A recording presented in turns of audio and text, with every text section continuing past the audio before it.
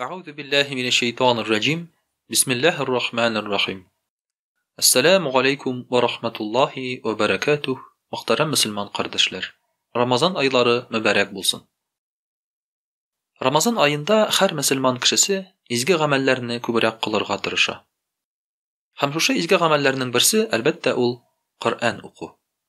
Yani Kur'an'ı bizne alıp, mana ol bizning aldımızda tıra, alıp, okup, savaplar jiyirga.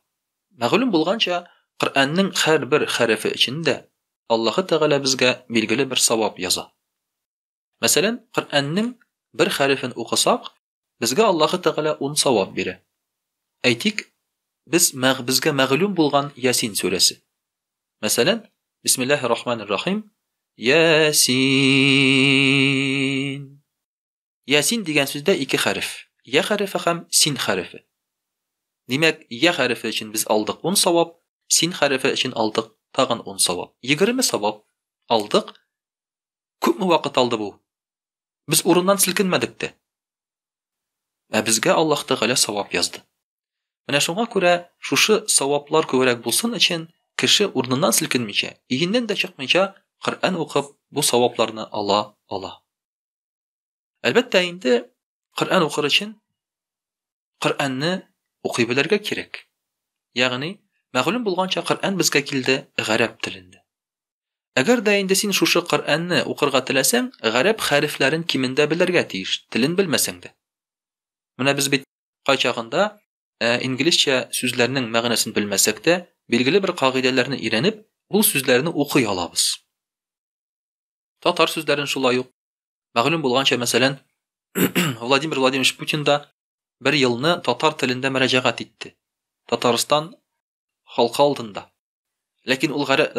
Lakin ul Tatar tilini bile degen söz tügül. Harflerini jiyip, ulanı okuyala. Mana bunda da şulay. Arap tilinde de Arap harflerini bilsen, sözlerini okurga mümkün. Ma'nosini anlamasan da. Hem Allah Teala bilgili bir mucize bilen Qur'onni o'qigan vaqtda ma'nosini anglamasan da bizga savop yoza. Bu birdan bir shunday kitob, boshqa qanday kitob yo'q.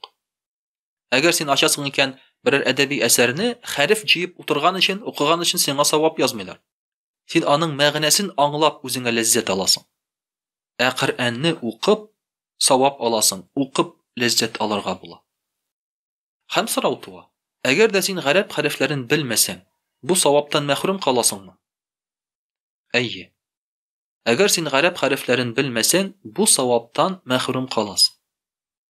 Lakin çığı yolu var. Neçe gitip? Kur'an'ı yattan okurga bula. Eğer sen Kur'an'ı yattan okusan, şulay yok savap. Bunun için mesela bilgili bir okutucu bilen oturup, sen Kur'an'ı anın sözünden yatlayalasın. Avazından yatlayalasın. Ama kitaptan indi qarab o'qiy olmaysan. Hozir so'rovtuva, kirillitsada o'qirga yaramas mekansın? Bit shu g'arab harflarin a, b, t, f alarni bit ko'chirga bo'la kirillitsaga. Ham kirillitsa bilan o'qirga bo'la. G'alimlarning bunda so'zlari birdan. G'arab tilin, Qur'onni g'arab harflaridan boshqa alfabetda o'qirga yaramay. Niçin? Çünkü bir alfabetta Arap tilin çağıldıra almay. Arap tilinde bar harfler alarını başka alfabetka kirtib bulmay. Mesela f harfi. Ol satugul, ol f. Bu harfni Tatar tilinde yok bu. Anı neçik anlatırga. Ya bulmasa mesela Tatar tilinde bulgan g harfi. Bu Rus tilindeki g harfi. Ol Arap tilinde yok. G harfi diye biz Tatar tilinde. Lakin Arap tilinde tağın var, ayn degan harf. Anı okurga kerak, ayn deb başqacha o'qiy olmaysan sen ani. Ham boshqa shunday harflar bor. Rus tilli xalqqa umuman okurga avurroq. Anga tilin ko'proq o'tirga kerak Tatar tilli kishiga qaraganda. Shulay etib bir alfabetda boshqani alishtira olmay. Tatar tilinde alfabeti bar shulay bit kirillitsaga negizlangan, kirillitsadan alishtira olmay. Biz kullanırga mecbur biz başka türlü alımlarını anlatmalarını. Mana şuna göre de elbette Arap harfleri bilen gene okurga kerak. Хәзер инде сез әйтерсез. Ә бит бик күп китапларда кириллица белән язылган. Бу дөрес түгелмени? Син монда нинди фитнә чыгарып утырасың дип. Бу хәрефләрне язырга имамнар, галимнәр мәҗбүрләр, бер дә гарәп хәрефләрен өйрәнә алмаган кеше өчен. Ягъни шушы рәвешле дугаларны өйрәнергә була, телеңне вата сындыра булса да.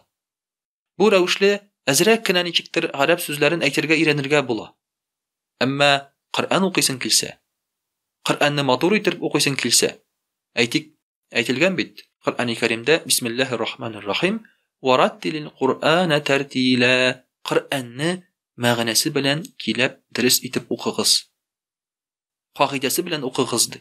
Шулай укыйсың килсә, гарәп хәрефләрен өйрәнмичә булмый. Менә шуның өчен дә бары тик гарәп хәрефләре белән укыган очракта гына Коръәнебез камил була, дөрес була, савабы да күбрәк була. Вассаламу алейкум ва рахматуллаһи ва баракатух.